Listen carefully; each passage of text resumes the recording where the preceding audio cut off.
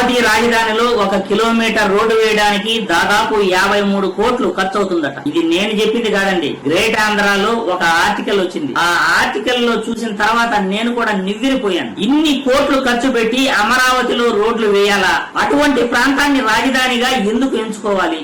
YCP పేటీఎంకి లక్షలాది రూపాయల జీతం ఇచ్చి అమరావతి రాజధాని విషయంలో విషం చిమ్మడానికి ప్రయత్నం చేస్తానే ఉంది వైసీపీ పార్టీ అండి. అమరావతి రాజధాని విషయంలో కిలోమీటరు రోడ్డు నిర్మించడానికి 53 కోట్ల అంటూ చూశారుగా వీడియో అంటూ నోరేళ్ళు పెడతా ఉన్నారు. చూసే ప్రజలు అబ్బా అంత ఖర్చు పెడుతున్నారా, అంత దుబారా చేస్తున్నారా అనిపించే విధంగా 3 రాజధానులంటూ ముక్కలు ముక్కలుగా చేసి విశాఖ ఋషికొండని గుండు గొరుగేసి అందులో 12 ఎకరాల ప్లేస్ లో 502 కోట్ల రూపాయలతో ఆ ప్యాలెస్ కట్టి ఆ ప్యాలెస్ ని ఏం చేయాలో దిక్కుదేని పరిస్థితుల్లో వదిలిపెట్టేశారు. పెద్ద పెద్ద మేధావులకు కూడా అర్థం కావడం లే. హోటల్కి పనికిరాదు, పర్యాటక శాఖ అసలే పనికిరాదు, ప్రభుత్వ కార్యాలయాలకు ఉపయోగం లేదు. పురాతన కాలంలో రాజులు నిర్మించినటువంటి ఆ యొక్క రాజులు ఉపయోగపడే విధంగా కోటలు అయితే నిర్మించుకుని బాత్రూమ్ టబ్బునికే 25 లక్షల రూపాయలు ఖర్చు పెట్టిన మహానుభావుడు,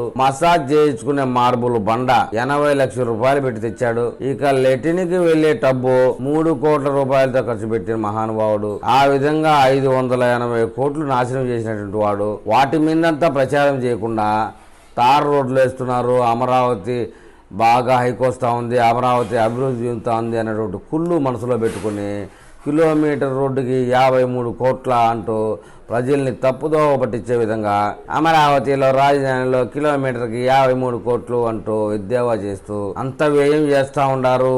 జాతీయ రహదారి నిర్మించినప్పుడు కూడా కిలోమీటర్కి 20 కోట్లేనంటూ అమరావతిలో 53 కోట్లు ఎందుకు అంటూ అనే విధంగా విమర్శలు చేసేటటువంటి వైసీపీ పేటీఎం బ్యాచ్ ఎవరైతే ఉన్నారో ఓపెన్ టెండర్స్ పిలిచినప్పుడు వైసీపీ పేటీఎం బ్యాచ్ లోనే లేదా వైసీపీ పార్టీలో ఉన్నటువంటి కాంట్రాక్టర్లే మేము 20 కోట్లకే చేస్తాం రోడ్డు అని రావచ్చు కదా, అలా రారు. అమరావతి రాజధానిలో ముఖ్యంగా చెప్పుకోవాల్సింది ఏంటంటే 9 లైన్ల రహదారి రాబోతా ఉంది. 3 యాక్సిస్ రోడ్డును మనం చూస్తూనే ఉన్నాం. 60 మీటర్ల వరకు వెడల్పు ఉండే రోడ్లు అమరావతిలో రాబోతా ఉన్నాయి. అలాంటివి 3 లైన్లు రాబోతా ఉన్నాయి, 3 రోడ్లుగా. ఇక అమరావతిలోని కొన్ని ప్రాంతాల్లో మాత్రమే సారవంతమైన భూములు కావడంతో ఎక్కువగా డెప్త్ తీసుకోవాల్సి ఉంటుంది. జాతీయ రహదారుల్ని నిర్మించేటప్పుడు ఎక్కడా డెక్కులు ఉండవు. అమరావతి రాజధాని రోడ్డులో మాత్రం E5 నుంచి N1 నుంచి N14 దాకా మొత్తం ప్రతి రోడ్డుకి మధ్యలోనూ పక్కనను డ్రైనేజీ, వాటర్ పైపులు, గ్యాస్ పైపులతో కలిపి విద్యుత్తు మరియు ఇంటర్నెట్ కేబుల్ ప్రతి విషయాన్ని అండర్ గ్రౌండ్ లో వెళ్లే విధంగా నూతనంగా చేస్తా ఉన్నారు.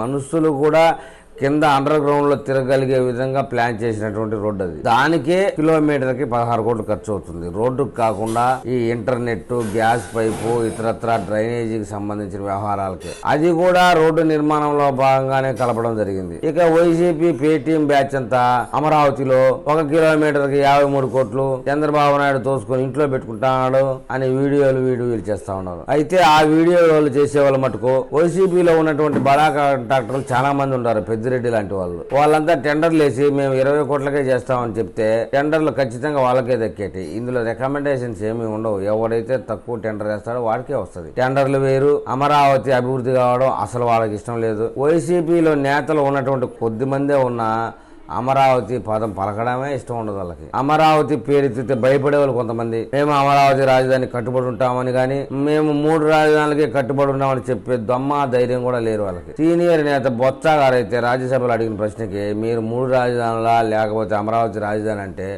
నేను జగన్మోహన్ రెడ్డితో ఖాళీగా ఉన్నప్పుడు మాట్లాడి చెప్తాలే అని చెప్పారు. మరి అలాంటి పరిస్థితుల్లో మీ కర్మ అలా కాలినప్పుడు అమరావతి రాజధాని మీద మీరు వీడియోలు చేయడము, విమర్శించడము అనవసరమైన విషయం. ఇప్పటికే వైసీపీ నేతలు ఒక్కొక్కరు 5 సంవత్సరాలు చేసిన అవినీతి విషయంలో జైలుకు పోతా ఉన్నారు. ఒక వైసీపీ నేత స్ట్రెచ్చర్ మీదనే ఉండి గుండె జబ్బుతో అమెరికాకు పారిపోవాలనే ప్రయత్నంలో ఉన్నాడు. మరి అది ఎందాక పోతుందో తెలియదు కానీ ఆ విషయాన్ని మరొక వీడియోలో తెలుసుకుందాం. ఈ వీడియో నచ్చితే లైక్ చేయండి, షేర్ చేయండి.